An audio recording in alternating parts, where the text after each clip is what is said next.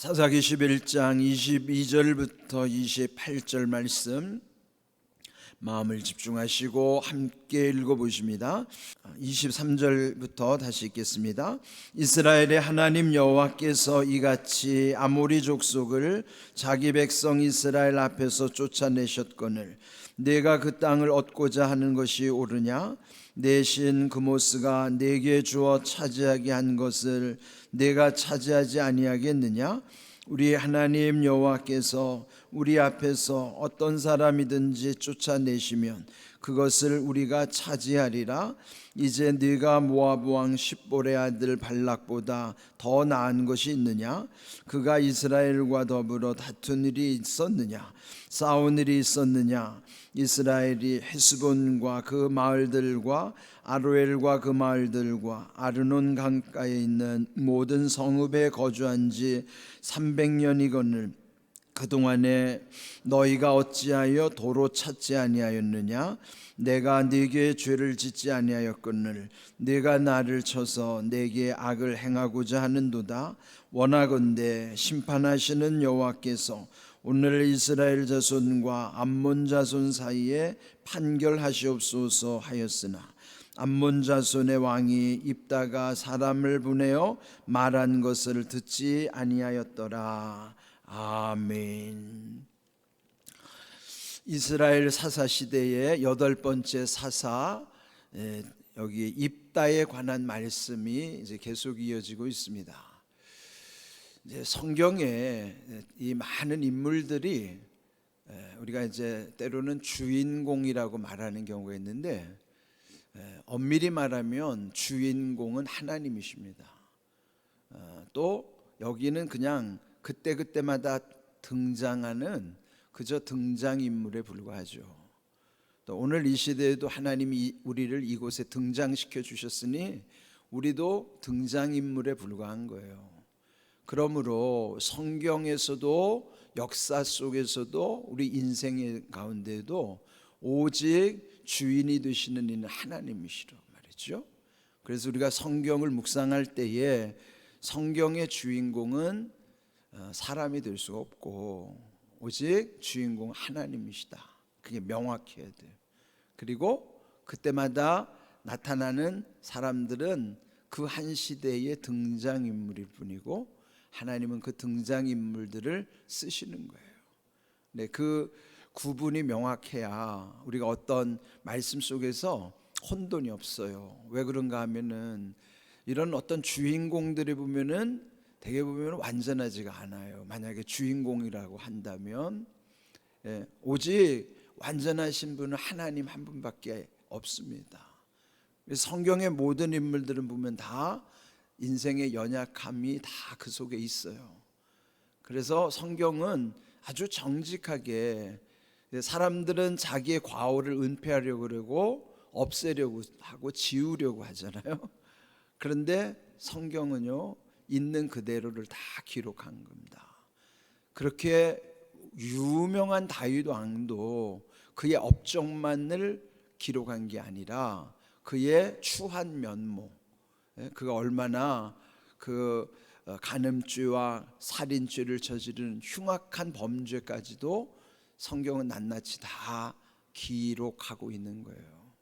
네, 그리 보면은 성경은 어느 한 사람을 미화시킨 것도 아니고 오직 우리 인생의 연약함을 다 그대로 드러내 주시면서 그것을 깨달을수록 더 하나님을 의지하도록 하는 것이 하나님의 뜻이란 말이죠. 그래서 여러분 여기서 성경의 등장인물들의 완전성을 기대하면 안 돼요. 그들도 우리와 다르지 않은 연약한 사람들이고 오직 그들을 들어 쓰시고 완전하신 분은 오직 하나님 한 분밖에 없으시다는 거예요. 그 완전하신 하나님이 오늘도 불완전한 나를 하나님의 은혜 가운데 인도하신다는 것이 믿어질 때 그러면 더 우리는 하나님만 바라보게 되는 것이죠. 그렇지만은 되게 우리 보면은 사람을 의지하려는 유혹이 많아요. 그거를 이겨내야 됩니다. 사람은 의지할 대상이 아닙니다. 오늘 여기 주신 말씀에 보면은 그 입다라고 하는 인물도 보면 그 속에는 한 많은 인생이에요. 우리 민족의 표현대로 말하면 그 한 많은 인생이라 말이죠. 그 어머니가 기생 출신이니까 얼마나 성장 과정에서 그 열등감 또 온갖 괄시받고 또 그런 상처들이 만났겠어요? 그런 거 생각하면은 그 정말 상처 많고 한 많은 인생임에도 하나님이 그를 부르시고 택하셨다고 하는 것이 은혜죠.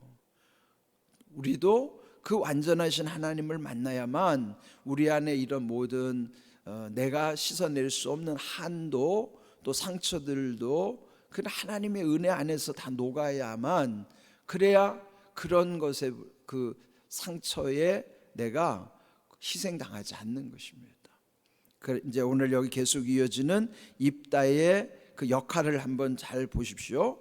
지금 이 시대의 위기는 암몬이 쳐들어와서 또 다시 그들이 고통을 당하고 있는 형편이죠.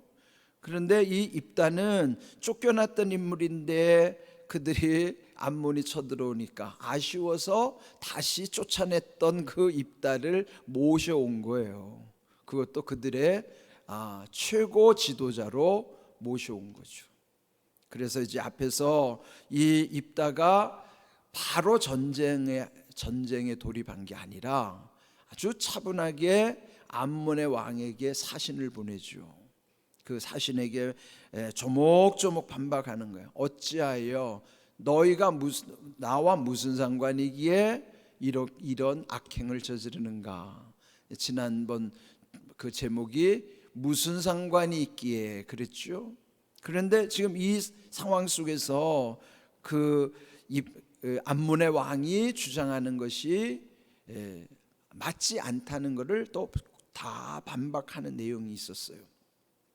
자, 그러면서 이제 오늘 이 말씀으로 이어지는 거예요. 23절 보시면은 이스라엘의 하나님 여호와께서 이같이 아모리 족속을 자기 백성 이스라엘 앞에서 쫓아내셨거늘 네가 그 땅을 얻고자 하는 것이 옳으냐. 이미 역사 속에서 그 아모리족들이 차지하고 있던 그 땅을 하나님이 그들을 쫓아내시고 하나님이 우리에게 주신 땅이다. 그것을 다시 한번 강조하면서 또 여기에 24절에 보면요, 또 내신 그모스가 내게 주어 차지한 것을 네가 차지하지 아니하겠느냐. 우리 하나님 여호와께서 우리 앞에서 어떤 사람이든지 쫓아내시면 그것을 우리가 차지하리라. 그러니까 너희들이 섬기는 우상 그모스가 그렇게 하는 것 같지만, 그러나 이 땅은 하나님께서 우리에게 허락하신 땅이라 말이죠. 근데 또 하나 중요한 역사적 사실을 25절에서 밝히고 있어요. 그들이 처음 출애굽에서 이들이 가나안에 들어오기 직전에 그 모압 땅에 그 여러분 잘 아는 발락 왕이 이 이스라엘 민족의 위기를 느끼고 당시에 아주 그 거짓 선지자, 그렇지만 아주 용한 선지자였던 발람이라는 선지자를 아주 많은 뇌물을 주고 데리고 오잖아요. 근데 그것도 1차, 2차, 3차에 걸쳐서 하나님이 계속 막고 계셔가지고 결국은 보내기는 하는데, 그 발람 선지가 와서 이스라엘을 저주하는 것이 아니라 그 발락 왕은 발람 거짓 선지자에게 저주를 청탁하느라고 엄청난 뇌물을 줬음에도 불구하고 오히려 이 발람 선지자는 축복을 하는 거예요. 왜 그럴까요? 하나님이 그 입을 막고 계시니까, 하나님이 입을 주장하고 계시니까 오히려 저주를 퍼부어야 되는데 이스라엘을 축복하는 그런 것이죠. 그러니까 여러분, 이게 사람의 뜻대로 되는 것이 아니라 하나님이 하셔야 하는 거예요. 그래서 결국은 여기서 이 입다가 암몬 왕에게 어떻게 보면 좀 조롱하는 듯이 말하는 것이죠. 네가 모압 왕 십볼의 아들 발락보다 더 나은 것이 있느냐? 이게 뭐예요? 자존심 상하는 물음 아니겠어요? 너보다 더 강력했던 옛적에 발락 왕이 있었다. 네가 그 사람보다 더 낫냐? 또 그가 이스라엘과 더불어 다툰 일이 있었느냐, 싸운 일이 있었느냐? 다투지도 싸우지도 못했죠. 하나님이 함께 하셨기 때문에 오히려 저주를 퍼부어야 되는데 그래야지도 못했던 것입니다.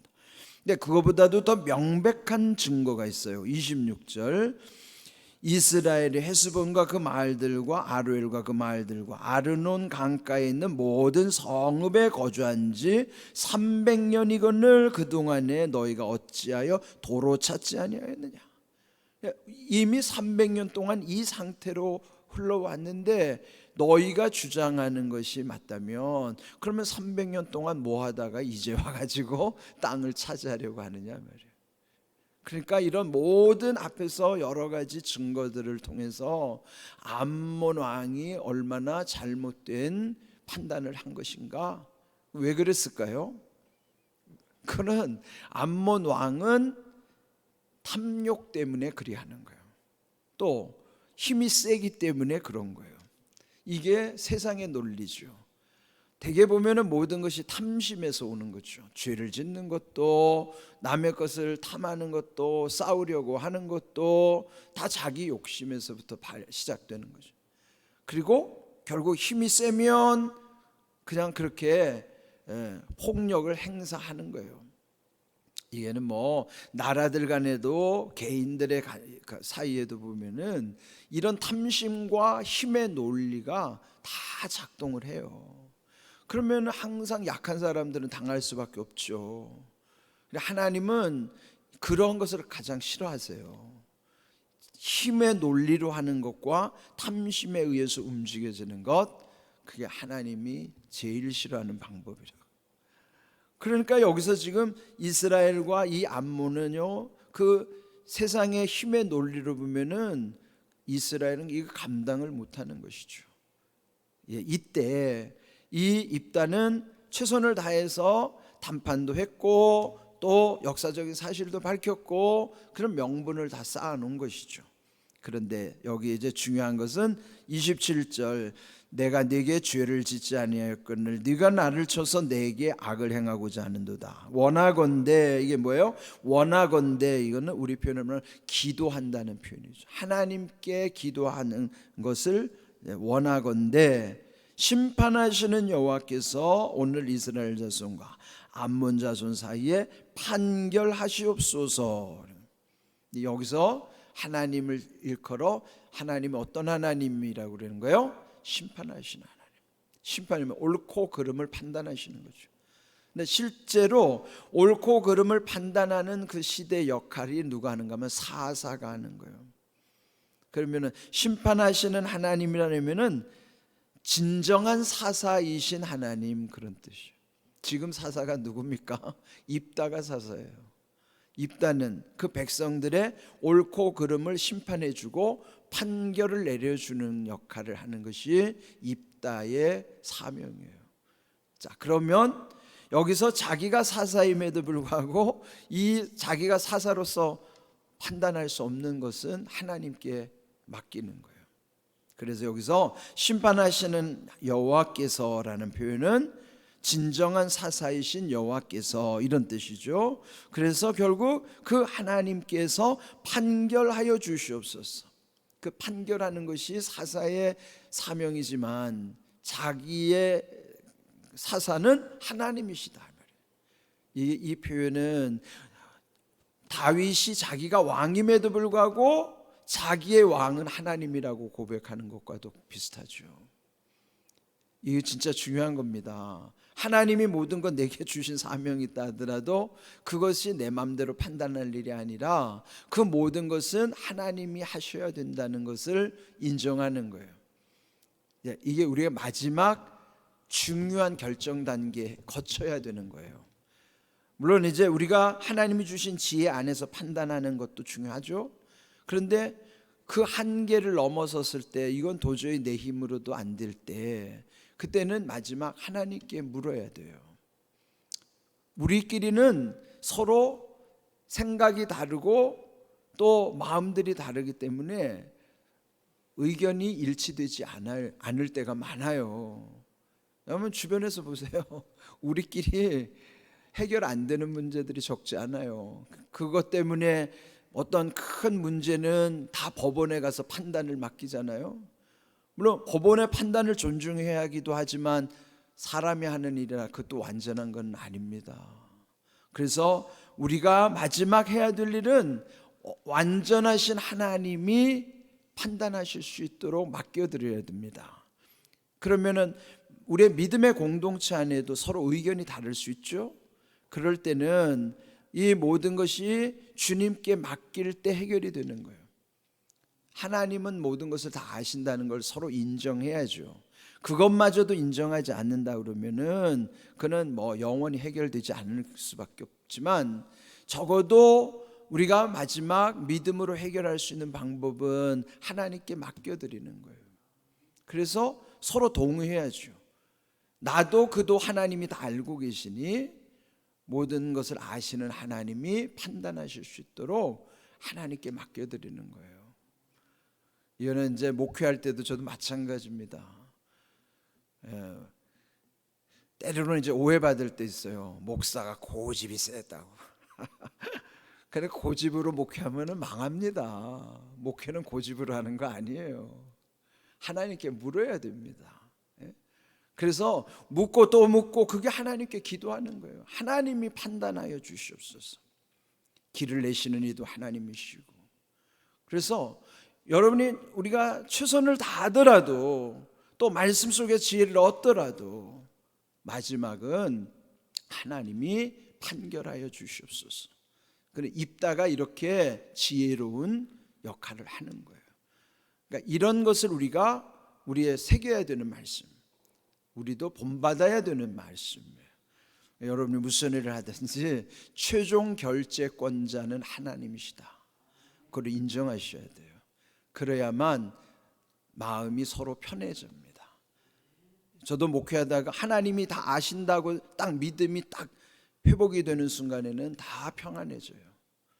이런 모든 것을 다 하나님을 전적으로 신뢰할 수 있는 믿음, 그런 귀한 믿음 가운데 우리의 모든 삶은 하나님께서 가장 온전하게 또 가장 좋은 길로 우리의 삶을 인도하여 주실 줄로 믿고, 여러분 모든 매 순간순간마다 하나님만 의지하는 귀한 믿음을 늘 잘 활용할 수 있기를 주님의 이름으로 축복합니다. 아멘.